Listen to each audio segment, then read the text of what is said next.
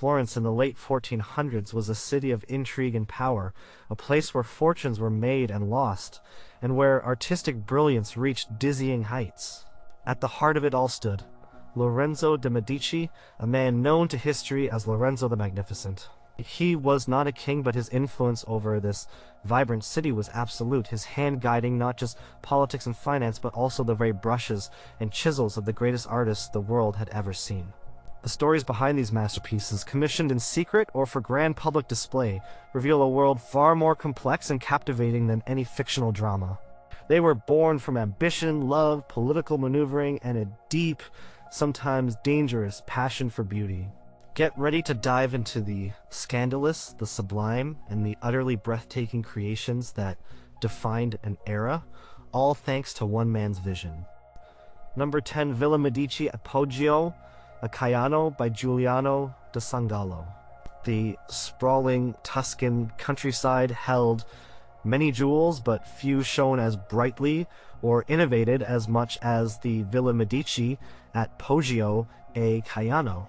This wasn't just a house, it was a statement, a new kind of country retreat that changed how powerful families built their homes. Lorenzo the Magnificent himself ordered its construction starting around 1485. He wanted a place that combined the rustic charm of a farm with the grand elegance of a classical temple. The architect for this ambitious project was Giuliano da Sangallo, a master known for his innovative approaches to design. And Sangallo had a close relationship with the Medici family, and Lorenzo had supported him throughout his career, often sending him to Rome to study ancient ruins. This constant exposure to classical architecture clearly influenced the design of Poggio a Caiano.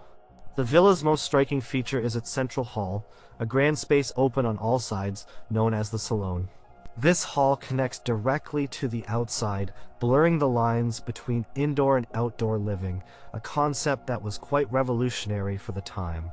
It was not simply a passage, but a living space where large gatherings could take place. Above this main hall, Sangallo designed a barrel vault, a massive curving ceiling reminiscent of ancient Roman baths. Constructing such a large, unsupported vault was a technical marvel for the 15th century, showing Sangallo's engineering prowess and Lorenzo's willingness to push architectural boundaries. The exterior of the villa featured a prominent loggia, an open-sided gallery topped by a pediment. This gave the villa a temple-like appearance, directly referencing classical forms. The use of a grand staircase leading up to this loggia further emphasized its monumental quality. The villa was built on a raised platform, offering commanding views of the surrounding landscape, a deliberate choice to integrate the building with its natural environment. Lorenzo's vision for Poggio a Caiano was not just about aesthetics, it was also deeply practical. The villa was situated on land that produced wine, olive oil, and various crops. It functioned as the operational center of a large agricultural estate. This combination of leisure and productivity was a hallmark of Lorenzo's character. He enjoyed philosophical discussions and artistic pursuits, but he was also a shrewd businessman who understood the importance of managing his family's vast wealth, much of which was rooted in land and agriculture. The villa reflected this duality, providing a beautiful retreat that also served a pragmatic purpose. The layout included spaces for farming activities, such as stables and storage areas, discreetly integrated into the overall design. The construction of Poggio a Caiano was a long and complex process, continuing even after Lorenzo's death in 1492. His son, Giovanni, who would later become Pope Leo X, oversaw its completion. This project stretched over several decades, a testament to the scale of Lorenzo's ambition and the enduring legacy of his architectural patronage. The interior was intended to be adorned with frescoes by some of the era's leading artists, including Andrea del Sarto, Jacopo Pontormo, and Alessandro Allori, though these works were completed much later. The frescoes depict various scenes, some with allegorical meanings related to the Medici family and their virtues. The choice of artists for these later decorations also speaks to the ongoing artistic tradition fostered by the Medici. The Villa Medici at Poggio Caiano became a model for future villas in Tuscany and beyond. Its innovative design, blending classical elements with a modern approach to country living, set a new standard. It showcased Lorenzo's sophisticated taste, his understanding of both ancient and contemporary architectural trends, and his ability to transform vision into monumental reality. The villa stands as a powerful symbol of the Medici family's wealth, power, and their deep connection to the land and culture of Tuscany, a connection cultivated and celebrated by Lorenzo the Magnificent during his remarkable reign. Its very existence is a testament to Lorenzo's strategic thinking, his desire to create not just beautiful objects, but lasting environments that reflected his family's prestige and progressive ideals. The seamless integration of classical motifs with functional elements demonstrated a profound understanding of Renaissance humanism, where beauty and utility were not seen as separate, but rather as complementary aspects of a well-ordered world. The specific choice of materials, like the local Pietraserena stone, rooted the villa in its Tuscan setting, further emphasizing the blend of grandeur with local tradition. Number 9. The Medici Garden of San Marco, Florence. While not a single tangible artwork, the Garden of San Marco in Florence was a living, breathing masterpiece of patronage directly orchestrated by Lorenzo the Magnificent. It was an innovative art school, a kind of proto-academy set up in the garden of the Medici Palace. Lorenzo filled this garden with his collection of classical sculptures, providing a unique environment for young artists to study and learn. This wasn't just a place to look at art, it was a place to make it. Lorenzo personally commissioned this institution, providing the space, the resources, and the inspiration for the next generation of artistic giants. The garden was active during the later years of Lorenzo's life, a period when his influence on the arts was at its peak. The garden served multiple purposes. Firstly, it housed a substantial portion of the Medici family's collection of ancient Roman sculptures and fragments. These included busts, statues, and sarcophagi that Lorenzo and his ancestors had painstakingly acquired. For young artists of the Renaissance, studying classical antiquity was crucial. It provided them with models of anatomy, drapery, and narrative composition. The Garden of San Marco offered an unparalleled opportunity for direct observation and drawing from these classical examples, a form of hands-on learning that was revolutionary for its time.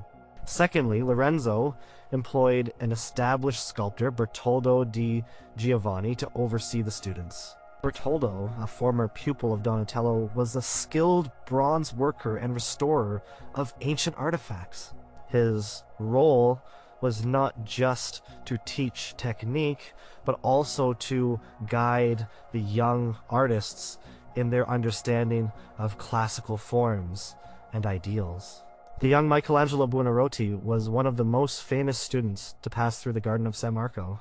Lorenzo himself noticed Michelangelo's exceptional talent when he was just a teenager working with Domenico Ghirlandaio. Recognizing the boy's potential, Lorenzo brought him into his household, giving him a place to live, dine, and study directly within the Medici Palace. This personal patronage was a direct commission of Michelangelo's artistic development. In the garden, Michelangelo absorbed the lessons of classical sculpture, directly influencing his early works. He also copied antique models, honing his skills in anatomy and proportion. His early relief, Battle of the Centaurs, is a direct product of his time in the garden, showcasing his engagement with classical themes and his burgeoning mastery of sculptural form. The Garden of San Marco was more than just a school. It was a creative hub where young talents could interact with Lorenzo himself. Lorenzo was known for his intellectual curiosity and his love for lively debate. He would often engage with the students, discussing art, philosophy, and literature. This direct interaction with such a powerful and learned patron was an extraordinary opportunity for the artists, fostering an environment of intellectual exchange and creative freedom. Lorenzo's presence and encouragement were a constant source of inspiration. He was not just funding the school, he was actively participating in its intellectual life. He understood that nurturing artistic talent was an investment, both culturally and politically. The influence of the Garden of San Marco extended far beyond the walls of the Medici Palace. The artists who trained there, including Michelangelo, Giovanni Francesco Rustici, and Baccio da Montelupo, went on to become major figures in the High Renaissance. They carried with them the lessons learned from classical antiquity, combined with the innovative spirit fostered by Lorenzo. The garden represented Lorenzo's commitment to creating a vibrant artistic ecosystem in Florence. It was a deliberate strategy to ensure that Florence remained at the forefront of artistic innovation, a city where creativity was valued, supported, and nurtured. The Garden of San Marco stands as a testament to Lorenzo's foresight and his profound impact on the course of art history, a conceptual masterpiece that commissioned and cultivated genius itself. It was a place where raw talent was refined into mastery under the watchful and discerning eye of Lorenzo the Magnificent. The garden's legacy continues to shape the understanding of Renaissance art, as it directly contributed to the artistic language and aesthetic ideals that define the period. The very act of collecting and displaying antique fragments for study was a novel approach to artistic education, moving beyond mere apprenticeship to embrace academic inquiry. Number 8. Frescoes for Villa Spedoletto by Botticelli, Ghirlandaio, Perugino, Filippino Lippi. Lorenzo the Magnificent had a love for country retreats, and his Villa Spedoletto, located near Volterra, was one of his personal favorites.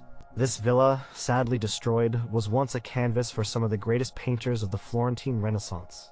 Lorenzo commissioned a team of master artists, Sandro Botticelli, Domenico Ghirlandaio, Pietro Perugino, and Filippino Lippi, to create frescoes for its interiors. This was a direct, personal commission from Lorenzo for his own private residence, a grand undertaking that speaks volumes about his artistic vision and his ability to gather the leading talents of his time. The project would have been a significant artistic endeavor, a collaborative effort involving artists who were rivals and colleagues, all working under Lorenzo's direct patronage. While the frescoes themselves are lost to time, historical accounts and letters confirm their existence and the artists involved. This commission highlights Lorenzo's active role as a patron, not just influencing public works, but also shaping the private spaces he inhabited. He brought together the finest painters of his era to decorate his personal villa, creating an intimate yet magnificent artistic environment. Each of these artists had a unique style. Botticelli, known for his lyrical and mythological scenes, Ghirlandaio, master of narrative frescoes, with a keen eye for portraiture. Perugino, celebrated for his serene, atmospheric compositions, and Filippino Lippi, with his imaginative and dynamic storytelling. The idea of these distinct artistic voices converging on a single project under Lorenzo's direction suggests a harmonious interplay of styles, a testament to his discerning eye and leadership. The nature of these frescoes, likely depicting mythological, historical, or allegorical themes, would have been chosen to reflect Lorenzo's intellectual interests and perhaps convey subtle messages about his family's prestige and virtues. These private commissions were often opportunities for patrons and artists to explore themes that might not have been suitable for more public or religious settings. Such commissions allowed for a greater degree of artistic freedom and intellectual depth, catering to the sophisticated tastes of Lorenzo and his circle. The villa was not just a place for leisure, it was a setting for philosophical discussions, poetic recitations, and the appreciation of art and literature. The frescoes would have contributed significantly to this rich intellectual atmosphere, serving as backdrops and conversation starters. The commission for Villa Spedoletto underscores Lorenzo's profound connection to the artists themselves. He knew their strengths, understood their individual styles, and trusted them to execute his vision. This was not a detached transaction, it was a relationship built on mutual respect and shared artistic passion. The fact that such a project was undertaken for a private residence rather than a church or public palace reveals a more personal side of Lorenzo's patronage. It suggests a desire to create beauty for its own sake, to enrich his daily life with art, and to provide a magnificent setting for his private moments and intellectual pursuits. The choice of such a high-caliber roster of artists for a single villa was an extraordinary expenditure, indicating the importance Lorenzo placed on artistic excellence within his personal domain. The loss of these frescoes is a significant void in the history of Renaissance art. They would have offered invaluable insights into the collaborative practices of the time and the stylistic developments of these individual masters during a crucial period in their careers. However, their historical documentation confirms Lorenzo's active and direct role in commissioning large-scale artistic projects for his personal enjoyment and the embellishment of his private estates. It tells us that Lorenzo's patronage extended beyond the grand public statements of the Medici Palace and the formal commissions of the city. It permeated his very lifestyle, transforming his residences into showcases of contemporary artistic genius. The Villa Spitaletto frescoes, even in their absence, remain a powerful symbol of Lorenzo the Magnificent's boundless commitment to the arts and his personal connection to the most brilliant minds of the Florentine Renaissance, a testament to his ambition to integrate art seamlessly into every aspect of his life. The deliberate gathering of distinct artistic talents for a singular monumental project spoke volumes about Lorenzo's ability to orchestrate grand creative ventures. Number 7. Hercules and Antaeus by Antonio del Pollaiuolo. In the world of small, intricate bronze sculptures, Antonio del Pollaiuolo's Hercules and Antaeus stands as a powerful example of Medici taste and patronage. This dynamic piece, likely created around 1475 to 1480, was almost certainly commissioned for the Medici Palace in Florence. The subject matter, Hercules, was a favorite of the Medici family, symbolizing strength, virtue, and victory over adversity, qualities they certainly wished to associate with their own rule. Lorenzo the Magnificent, with his deep appreciation for classical antiquity and his family's established preferences, would have been the direct patron or had significant influence over this commission. Pollaiuolo was a versatile artist, skilled as a painter, sculptor, engraver, and goldsmith, often employed by the Medici. The bronze sculpture depicts the legendary hero Hercules in a fierce struggle with the giant Antaeus. According to Greek myth, Antaeus was invincible as long as he remained in contact with his mother, Gaia the Earth. Hercules discovered this secret and defeated Antaeus by lifting him into the air, crushing him in a powerful bear hug. Pollaiuolo captures this moment with remarkable energy and anatomical precision. Hercules is shown straining every muscle, his body taut and powerful, while Antaeus writhes in agony, his legs dangling helplessly above the ground. The details are exquisite, from the bulging muscles and veins of the figures to the texture of their hair and the expressions of their faces. The compact size of the sculpture, standing only about 45 centimeters, 17.7 inches high, allowed for close viewing, inviting contemplation of its intricate details and dramatic narrative. Pollaiuolo's mastery of the human form is evident in this work. He was known for his groundbreaking anatomical studies, often dissecting bodies to understand the underlying musculature. This scientific approach to art allowed him to depict the human body in motion with unprecedented realism and dynamism. Hercules and Antaeus perfectly embodies this interest, showcasing the tension and effort of the struggle. The composition is tightly knit, with the two figures forming a single, intertwined mass, emphasizing the intensity of their conflict. The bronze medium allowed for sharp details and a sense of enduring strength, qualities that perfectly suited the powerful subject. The patina of the bronze would have given it a rich, dark luster, further enhancing its sculptural presence. The placement of such a piece within the Medici Palace would have been strategic. Small bronze sculptures were often displayed in private studioli or other intimate rooms, serving as objects of personal contemplation and intellectual conversation. They reflected the refined taste of the patron and often conveyed deeper symbolic meanings. Hercules and Antaeus spoke to themes of power, ingenuity, and the triumph of reason or virtue over brute force. These were messages that resonated deeply with the Medici family, who sought to project an image of strength, wisdom, and leadership in Florence. Lorenzo, known for his philosophical inclinations and his love for classical literature would have appreciated the layers of meaning embedded in this mythological narrative.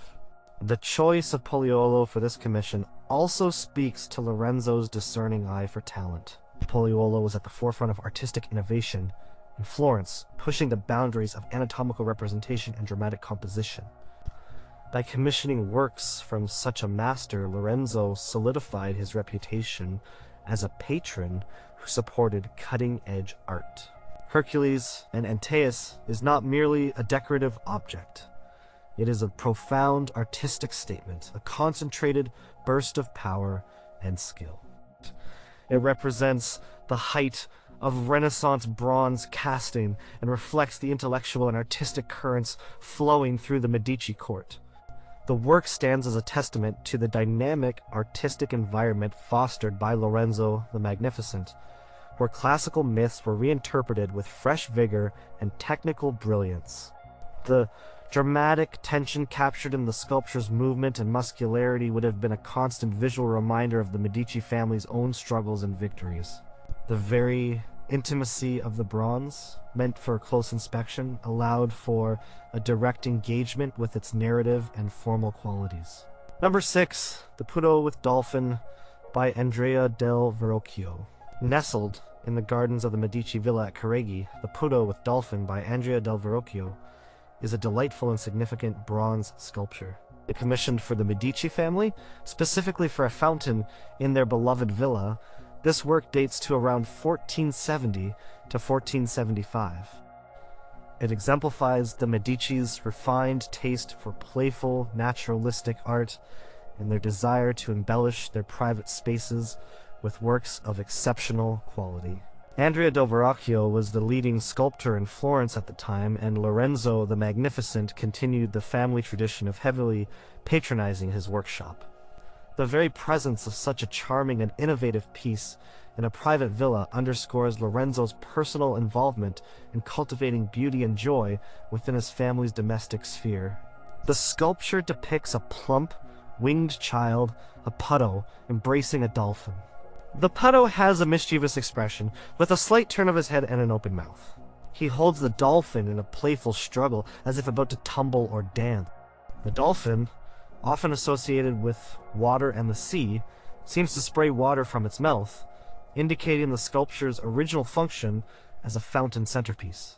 The bronze was originally gilded, giving it a shining, golden appearance that would have shimmered in the sunlight and reflected off the water. This gilding would have added to its magical and ethereal quality, making it appear as if the figure was bathed in light.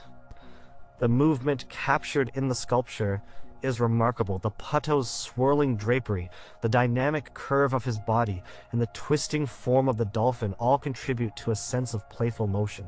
Verrocchio's mastery of bronze casting is evident in the intricate details and the smooth, polished surface of the sculpture.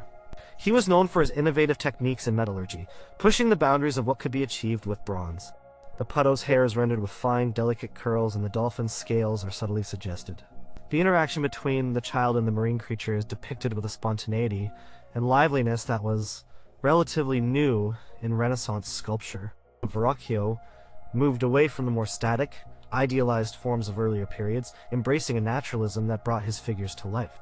This embrace of naturalism, combined with classical influences, was a hallmark of the Florentine Renaissance under Medici patronage. The Medici Villa at Careggi was a significant retreat for the family, a place where they entertained scholars, philosophers, and artists.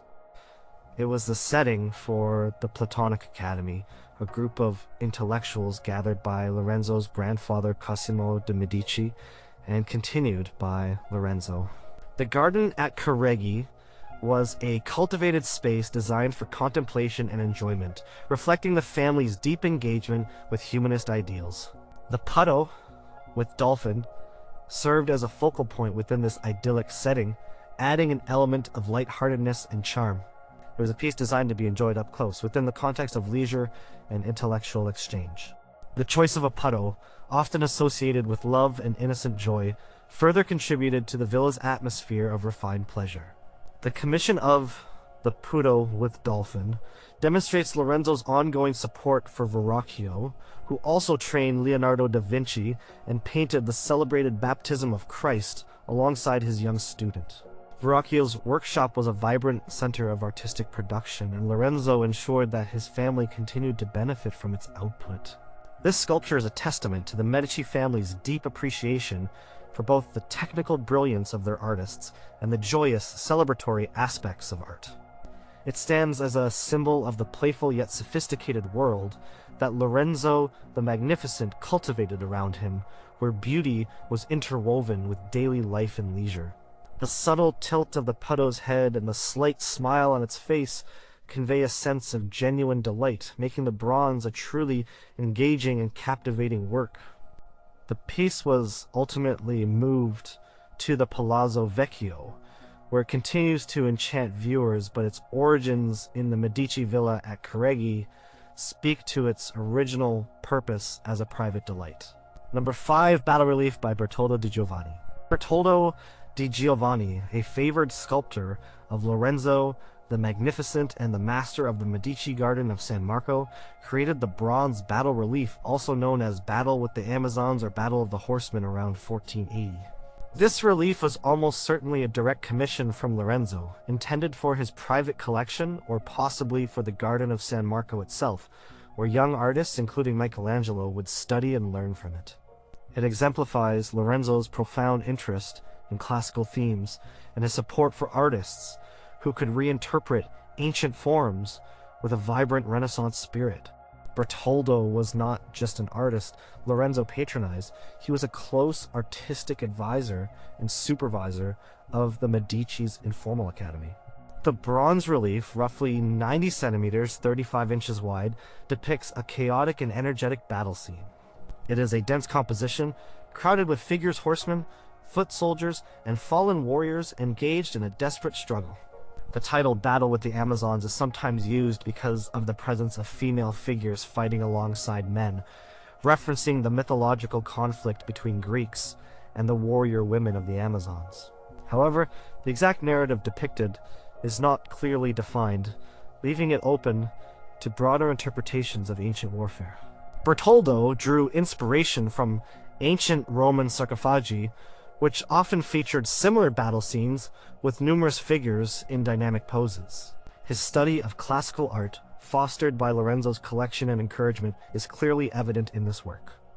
What makes the battle relief exceptional is its vigorous sense of movement and its innovative use of schiacciato relief, a very low relief technique that creates an illusion of depth with minimal projection from the surface. Bertoldo, following in the footsteps of his master Donatello, employed this technique to great effect, allowing him to pack many figures into a shallow space without them appearing flat.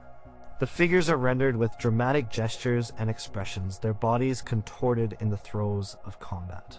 Horses rear, swords clash, and bodies tangle, creating a swirling vortex of action. The surface of the bronze is highly textured, enhancing the feeling of a frenzied struggle. Bertoldo's skill in bronze casting allowed for intricate details, from the individual strands of horses' manes to the intricate patterns on armor. The relief served as an important didactic tool within the Garden of San Marco.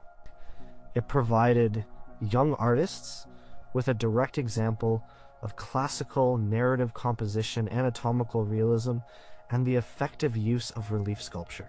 Michelangelo, in particular, was deeply influenced by Bertoldo's work and the classical sculptures in Lorenzo's garden.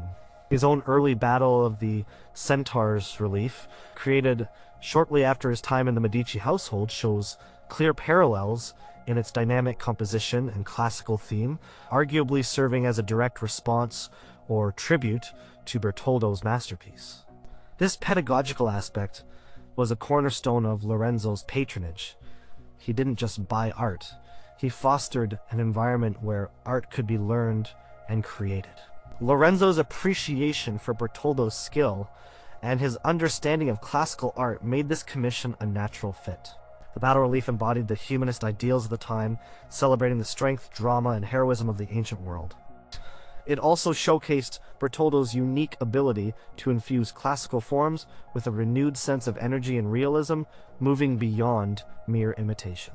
The bronze remains one of Bertoldo's most significant surviving works, and a powerful reminder of the artistic ferment that characterized Lorenzo the Magnificent's Florence.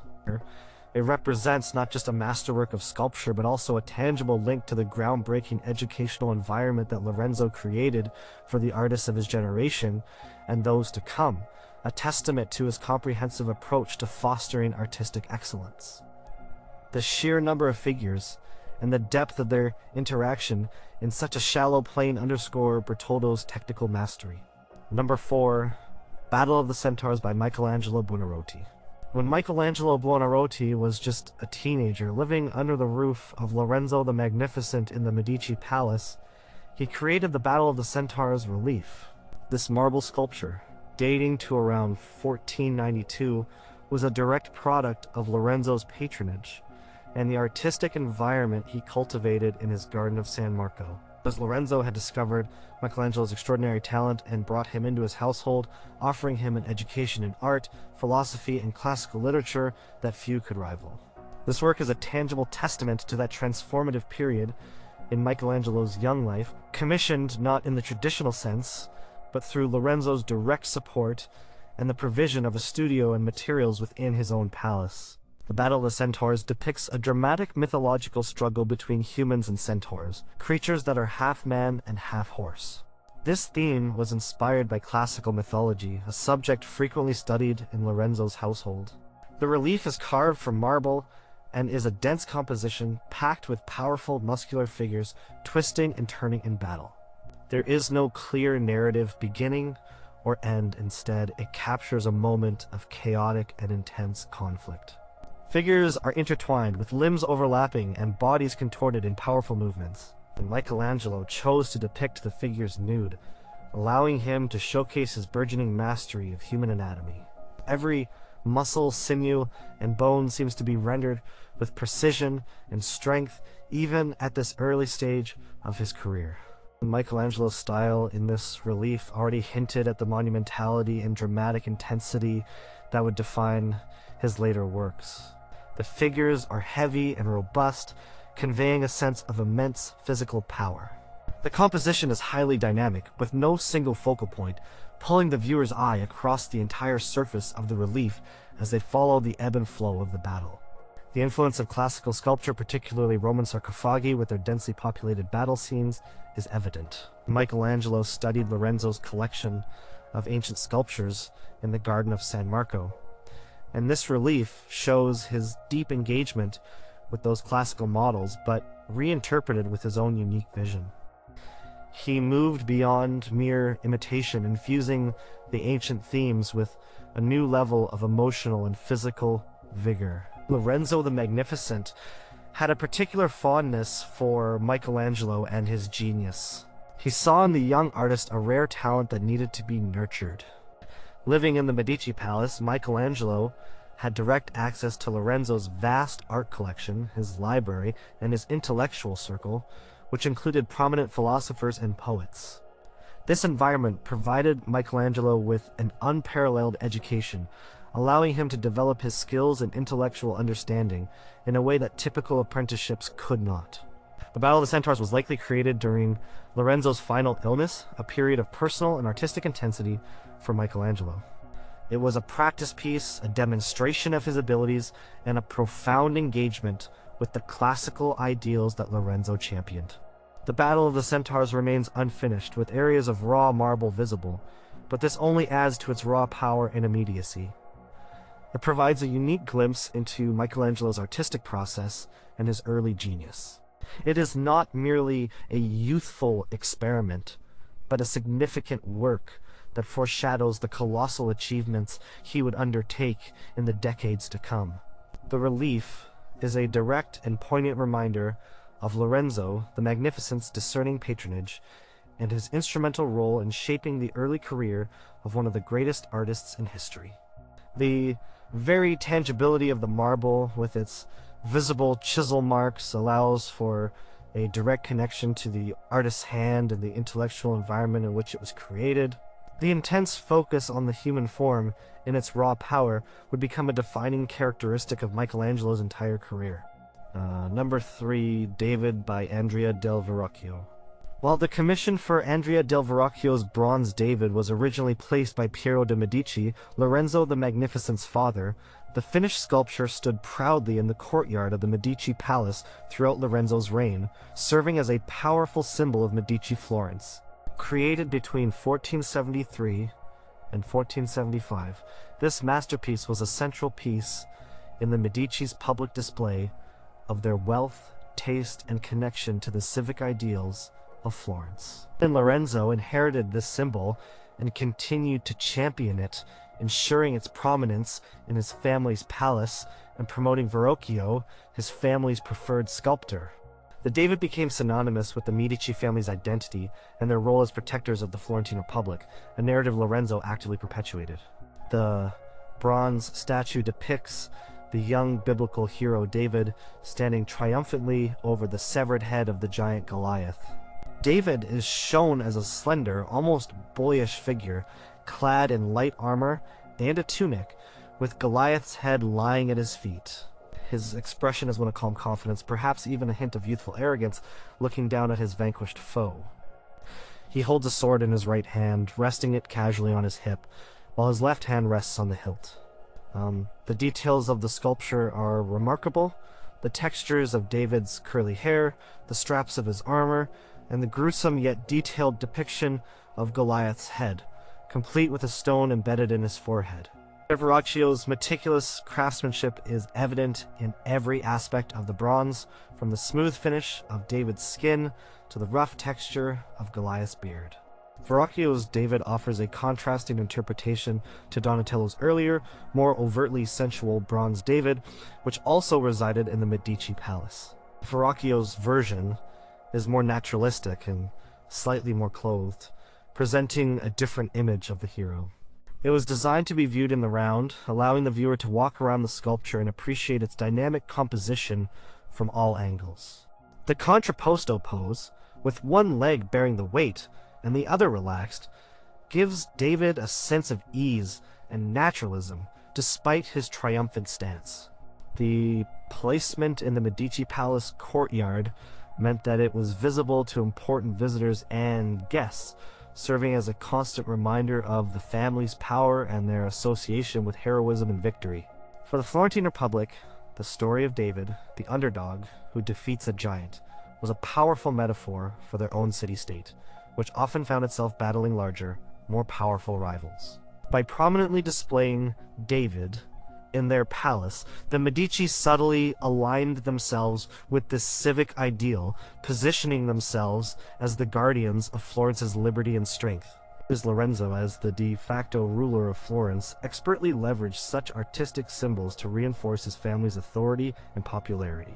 The sculpture not only showcased the artistic prowess of Verrocchio, but also communicated a clear political message. The choice of bronze, a costly and technically demanding medium, further underscored the Medici family's immense wealth and their ability to commission the finest materials and artists. The David by Verrocchio became one of the defining images of the Florentine Renaissance, a testament to the skill of the artist and the sophisticated patronage of the Medici family. It remained in the Medici collection until 1495, when, after the family's expulsion from Florence, it was acquired by the Florentine Republic and moved to the Palazzo della Signoria. Its journey from private Medici possession to public Republican symbol reflects the turbulent politics of the time, but also its enduring power as an icon. During Lorenzo's time, it was a constant, eloquent expression of Medici power and the artistic brilliance they fostered. The confident gaze of David, looking downwards, suggests not just victory, but also a subtle sense of youthful pride and perhaps a hint of the burden of future responsibility. Number 2, Palace and the Centaur by Sandro Botticelli. Sandro Botticelli's Palace and the Centaur, created around 1482, is a work steeped in allegory and likely commissioned for Lorenzo di Pierfrancesco de Medici, Lorenzo the Magnificent's cousin, for the same Villa di Castello that would house Primavera. However, the painting's powerful political message and the close relationship between Lorenzo the Magnificent and Botticelli strongly suggest that Lorenzo played a significant role in its conception and execution. It was a sophisticated piece, clearly designed to convey specific ideas relevant to the Medici family's political standing. The choice of a mythological subject allowed for layers of meaning, appealing to the intellectual and humanist circles that Lorenzo championed. The painting depicts Pallas Athena, the goddess of wisdom, arts, and war, disarming a centaur. Pallas stands tall and serene, holding a halberd, a long-handled weapon, while her other hand gently but firmly grasps a lock of the centaur's hair. The centaur, a creature half man and half horse, appears subdued, his bow and arrows slung behind him, his expression one of resignation, or perhaps even sorrow. Pallas is adorned with a flowing dress covered in the Medici family's diamond rings and the intertwined rings, symbols of their power and influence. She wears a crown of olive branches, a symbol of peace. The background shows a wild, rocky landscape on the left, contrasting with a more cultivated, distant city on the right, perhaps symbolizing Florence. The painting's large size, approximately 207 times 148 centimeters, 81 times 58 inches, makes it an imposing and striking work designed to command attention. The allegory within Pallas and the centaur is generally interpreted as the triumph of wisdom and reason over brute instinct or vice. Pallas, representing wisdom and civilization, tames the untamed centaur, representing wildness and passion. This message would have resonated deeply with Lorenzo the Magnificent and his political philosophy. It is often seen as a celebration of Lorenzo's return from Naples in 1480, where he had bravely negotiated a peace treaty with King Florence after the Pazzi conspiracy. His diplomatic success was seen as a triumph of wisdom and diplomacy over brute force and aggression, securing peace for Florence. The painting thus functioned as a visual metaphor for Lorenzo's political achievements and his role as the wise leader guiding Florence. Botticelli's mastery of line and form is evident in this work. The figures are elegant and graceful, with Pallas's flowing drapery emphasizing her calm authority. The centaur, despite his wild nature, is depicted with a pathos that lends him a certain dignity. The colors are rich and vibrant, typical of Botticelli's palette, with the subtle interplay of light and shadow giving the figures a sculptural quality. The intricate details of Pallas's garments, especially the Medici symbols, were clearly painted with precision, directly referencing the patron's family. The placement of such an allegorical painting in a Medici villa would have reinforced the family's self-perception as enlightened rulers, guiding their city with wisdom and grace. The relationship between Lorenzo the Magnificent and Botticelli was one of profound mutual respect. Lorenzo recognized Botticelli's unique talent and consistently supported him, ensuring he received important commissions both from the Medici family directly and from their extensive network of associates. Pallas and the Centaur is a powerful example of how art served political and ideological functions in Renaissance Florence. It was not merely a beautiful object, but a carefully crafted message, understood by the elite circles for whom it was intended. This painting remains a captivating mystery, its exact interpretation debated, but its deep connection to the Medici and their leader, Lorenzo the Magnificent, is undeniable, reflecting the sophisticated interplay of art and power in his era. The gentle but firm grip of Pallas on the centaur's hair suggests a leadership that is both assertive and compassionate, aligning with Lorenzo's own desired public image. Number 1, Primavera by Sandro Botticelli. Sandro Botticelli's Primavera, or Spring, is arguably one of the most famous paintings of the early Renaissance, a true masterpiece of mythological art. Created around 1482, this grand panel painting was commissioned for Lorenzo di Pierfrancesco de Medici, a cousin of Lorenzo the Magnificent, for his Villa di Castello outside Florence. While the direct commission came from his cousin, Lorenzo the Magnificent's pervasive influence on Florentine culture, his close patronage of Botticelli, and the painting's intellectual depth firmly link it to his artistic sphere. The Primavera is a complex allegory, likely designed to entertain and educate the sophisticated humanist circle that Lorenzo the Magnificent cultivated. Its themes of love, fertility, and renewal align perfectly with the intellectual currents of his court. The painting depicts a group of mythological figures in a lush garden under an arch of orange trees laden with fruit. On the far right, Zephyrus, the wind god, chases the nymph Chloris, who transforms into Flora, the goddess of flowers, scattering blossoms from her mouth. In the center, Venus, the goddess of love, stands beneath a blindfolded Cupid, who aims his arrow of love. To her left, the three Graces, personifications of charm, beauty, and creativity, dance in a circle. On the far left, Mercury, the messenger god, dispels a cloud with his caduceus. The ground is covered with hundreds of precisely painted flowers, reflecting an extraordinary attention to botanical detail. The figures are slender and elegant, their draperies flowing in a rhythmic, almost dance-like pattern, characteristic of Botticelli's lyrical style. The painting's large scale, approximately 203 times 314 centimeters, 80 times 124 inches, makes it an immersive visual experience. The Primavera is rich in symbolism, drawing from classical literature, Neoplatonic philosophy, and contemporary poetry, subjects that were avidly discussed in Lorenzo the Magnificent's intellectual circles. The painting is widely interpreted as an allegory of spring's arrival, the cyclical nature of life, and the triumph of love and fertility. The sequence from Zephyrus to Chloris to Flora represents transformation and the generative power of nature. Venus, at the center, embodies humanitas, the ideal of benevolent love and harmony. The three Graces symbolize beauty, generosity, and joy, while Mercury acts as a guardian, protecting the garden. The orange trees, bearing fruit and blossom simultaneously, are often associated with the Medici family, as oranges were a prominent motif in their gardens and heraldry.